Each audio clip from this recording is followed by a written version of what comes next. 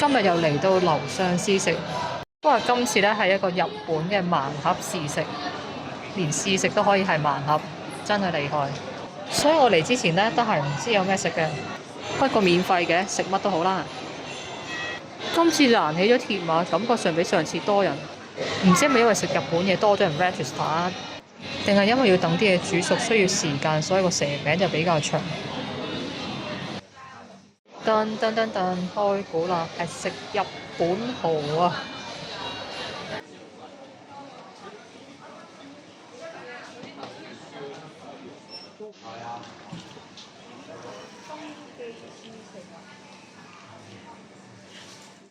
蠔我平日都一般般啦，但係個味道都 OK 嘅。